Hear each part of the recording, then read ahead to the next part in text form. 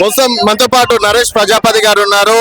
ఇన్ని రోజులు జాగ్రత్త, ఇప్పుడు టిఆర్ఎస్ ఆర్గనైజేషన్ సెక్రటరీ అనొచ్చు. సో ఎట్లుందన్న పార్టీ పేరు కావచ్చు, మొత్తానికి టిఆర్ఎస్ అంటేనే అందరికి ప్రజల లోపల ఒక సెంటిమెంట్, మళ్ళీ కవిత ద్వారా సెంటిమెంట్ వస్తుందా?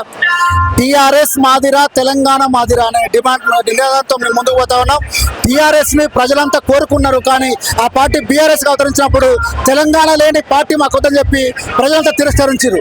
కానీ ఆ సమయంలో ఒక సరికొత్త యువతని, ఒక మేధావులని రాజకీయ వైపు ముందుకొచ్చే దిశగా కవిత గారు ముందుకు పోతా ఉంటే అందరూ కూడా సూచించారు తెలంగాణ టిఆర్ఎస్ అని ఉంటే బాగుంటుందని చెప్పి సూచన మేరకే ఈరోజు తెలంగాణ రాష్ట్ర సేన ఏర్పాటు జరిగింది.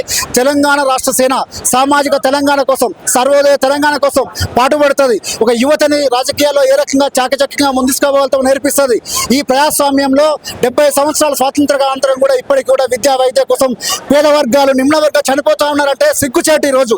కాబట్టి తెలంగాణ రాష్ట్ర సేన అధికారంలోకి వస్తే ఫ్రీ విద్య, ఫ్రీ వైద్యం అని చెప్పిందంటే నిజంగా అది ఎంత గుండె ధైర్యం ఉండాలి. ఈరోజు కార్పొరేట్ వ్యవస్థని కాదనుకోని కార్పొరేట్ వ్యవస్థ వైపు అన్ని పార్టీలు ముందుకు పోతా ఉంటే కేవలం తెలంగాణ రాష్ట్ర సేన మాత్రమే ఈ విద్యా వైద్యం ఫ్రీగా అని చెప్పడం జరిగింది.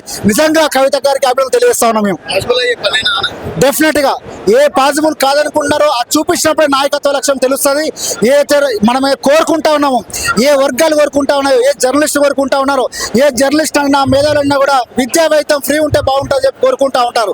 వారందరితో సూచన మేరకే ఈ నిర్ణయం తీసుకోవడం జరిగింది. ఇది చాలా గొప్ప నిర్ణయం, ఈ ప్రజలకు చాలా మంచి నిర్ణయం. పేద వర్గాలుగా ఉండకుండా వాళ్ళను ఒక తరం మనం ముందుకేయాలని చెప్పి ఒక ఉద్దేశంతో ఈరోజు మేము ముందుకు పోతా ఉన్నాం. కాబట్టి ప్రజల ఆశీస్సులు కనబడతా ఉన్నాయి. ఇక్కడ మేము ఉదయం 9 గంటలకు మీటింగ్ పెట్టుకుంటే కూడా రాత్రి 6 గంటలకు ఎడ్ల బండ్ల ర్యాలీలు, ట్రాక్టర్ ర్యాలీలు ముందుకొచ్చి ఈరోజు మా సభ సక్సెస్ చేసేందుకు ప్రతి ఒక్కరికి ధన్యవాదాలు తెలియజేస్తా ఉన్నాం.